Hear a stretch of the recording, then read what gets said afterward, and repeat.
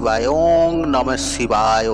বন্ধুরা, এই শ্রাবণ মাস যেহেতু শিবের মাস, এই মাসে শাস্ত্র অনুসারে কিছু কিছু খাবার খাওয়া থেকে যেমন বিরত থাকার কথা বলা হয়েছে, ঠিক তেমনি আর এই শ্রাবণ মাসে বেশ কয়েকটি আহার রয়েছে যা আমাদের গ্রহণ করা প্রয়োজন। এতে আমাদের শরীর, মন ও স্বাস্থ্যও ভালো থাকে।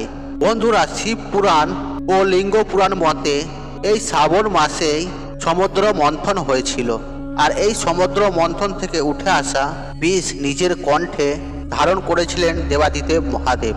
তাই তাকে নীলকণ্ঠ হিসেবে অভিহিত করা হয়। যেহেতু এই শ্রাবণ মাসে বিষ বা গরল উৎপত্তি হয়েছিল, অন্যদিকে ঋতুচক্রের নিয়ম অনুসারে এই মাস প্রবল বর্ষার মাস। সেই কারণে এই মাসে কিছু কিছু খাবার খাওয়া থেকে শুধুমাত্র শাস্ত্র নয়, বৈজ্ঞানিক দৃষ্টিকোণ থেকেও এই প্রকৃতির খাবার খাওয়া থেকে বিরত থাকার কথা বলা হয়। পাশাপাশি সমুদ্র মন্থনের বিষ ও গরল উত্থানের পর শেষ পর্যন্ত অমৃত উঠে আসে। তাই এই মাসে এমন কিছু খাবার রয়েছে যে খাবার খেলে আমাদের শরীর সুস্থ থাকে এবং আমাদের রোগ প্রতিরোধ করার ক্ষমতা বাড়ায়।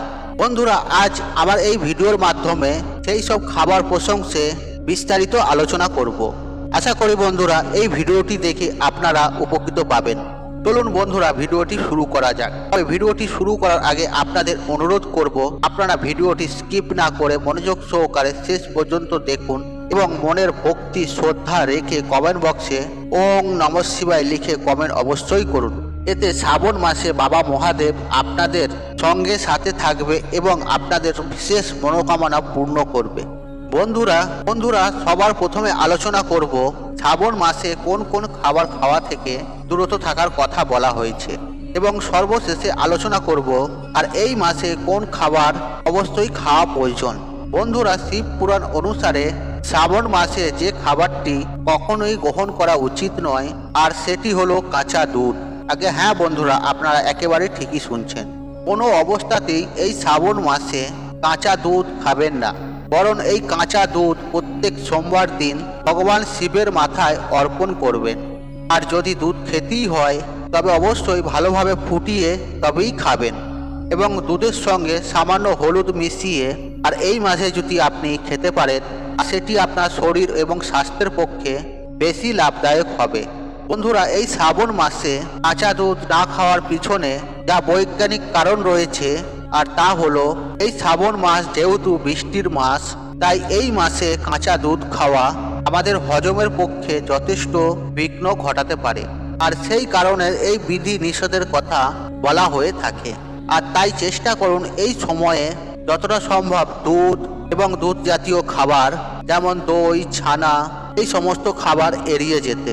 বন্ধুরা, দ্বিতীয় যে বিষয়টির কথা বলবো আর তা হলো শিব পুরাণ অনুসারে এই শ্রাবণ মাসে কোনো প্রকার শাক জাতীয় খাবার গ্রহণ করা একেবারেই উচিত নয়। কারণ এই সময় এই শাক জাতীয় খাবারের মধ্যে পুষ্টির অপেক্ষায় বিষের পরিমাণ বেশি থাকে।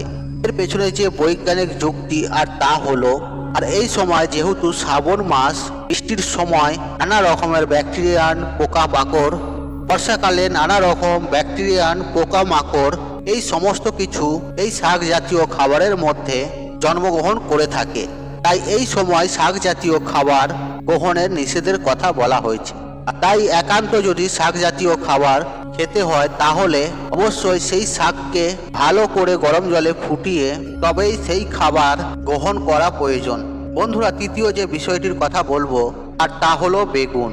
আর এই মাসে বেগুন খাওয়া একেবারেই উচিত নয়। আর এর পিছনে যে বৈজ্ঞানিক কারণ রয়েছে আর তা হলো বর্ষাকালে এই বেগুনে যথেষ্ট পরিমাণে পোকামাকড় ধরে এবং বেগুন তাড়াতাড়ি নষ্ট হয়ে যায়। এর খাদ্যগুণ খুব একটা বজায় থাকে না। উল্টে এই সময় এই বেগুন খাওয়ার ফলে অনেকের ক্ষেত্রে অ্যালার্জির প্রবণতা দেখা যায়। সেই কারণে আর এই শ্রাবণ মাসে বেগুন না খাওয়ার কথা বলা হয়েছে। বন্ধুরা, চতুর্থ যে বিষয়টির কথা বলবো আর তা হলো শ্রাবণ মাসে আর আপনি যদি ভগবান শিবের ভক্ত হয়ে থাকেন তাহলে এই মাসে আমিষ জাতীয় খাবার কখনোই গ্রহণ করা উচিত নয়। আর যদি একান্তই তা সম্ভব না হয় তাহলে অন্তত প্রত্যেক সোমবার দিন অতি অবশ্যই এই আমিষ জাতীয় খাবার পরিহার করা প্রয়োজন। আর এই দিন আপনি বাবার পূজা করুন অথবা নাই করুন, অথবা অতি অবশ্যই নিরামিষ আহার গ্রহণ করুন। বন্ধুরা, পঞ্চমত, এই শ্রাবণ মাসে কোনো অবস্থাতেই মদ্যপান করা একেবারেই উচিত নয়। বিশেষ করে যারা এই সময় ব্রত রাখেন, বাবার পূজা করেন, তাদের কোনো অবস্থাতেই এই মদ্যপান করা এই সময় একেবারেই উচিত নয়। আর এই মাসে আপনি মাছেদের খেতে দিন, আর খাওয়ানোর সময় মনে মনে হর পার্বতীকে স্মরণ করুন। বন্ধুরা, এবার আপনাদের জানাবো যে শ্রাবণ মাসে কোন খাবারটি গ্রহণ করতে হয়। বন্ধুরা, প্রথমেই যে খাবারটির কথা বলবো আর সেটি হলো শ্রীফল, আর যাকে আমরা সাধারণ ভাষায় নারকেল বলে থাকি। হ্যাঁ বন্ধুরা, অন্তত এই মাসে অন্তত একটি দিনের জন্য হলেও এই শ্রীফল তথা এই নারকেল গ্রহণ করার চেষ্টা করুন। পুষ্টির দিক থেকে এর গুণাগুণ অতুলনীয়। এতে vitamin B, C, D, calcium, magnesium এবং এরকম বহু উপকারী উপাদান রয়েছে যা আমাদের ইমিউনিটি শক্তিকে বৃদ্ধি করে। বিশেষ করে এই সময় আমাদের শরীরে যে কোনো ব্যাকটেরিয়া এবং ছত্রাকের আক্রমণে আঘাত থেকে রক্ষা করে। বন্ধুরা, দ্বিতীয় যে খাবারটির কথা বলবো আর তা হলো বন্ধুরা নারকেলের বা ডাবের জল। বন্ধুরা, প্রত্যেক সোমবার দিন বাবার যে ব্রত রাখছেন আর আপনি এই নারকেল বা ডাবের জল খেয়েও ব্রত সম্পূর্ণ করতে পারেন। আর যদি ব্রত নাও রেখে থাকেন তাহলে এই সময়কালে অবশ্যই ডাবের জল খাওয়ার চেষ্টা করুন। বন্ধুরা, যদি আপনি আপনার রোগ প্রতিরোধ করার ক্ষমতাকে বৃদ্ধি করতে চান তাহলে এর মতন পানীয় তৃতীয় আর নেই। মানুষের শরীর প্রয়োজনীয় সকল খনিজ উপাদান এই ডাবের জলে পাওয়া যায়, যে কারণে উপোস থাকার সময় ডাবের জল পানের কথা বলা হয়ে থাকে। তাই বন্ধুরা, সম্ভব হলে প্রত্যেক সপ্তাহে অন্তত একটি ডাবের জল পান করার চেষ্টা করুন।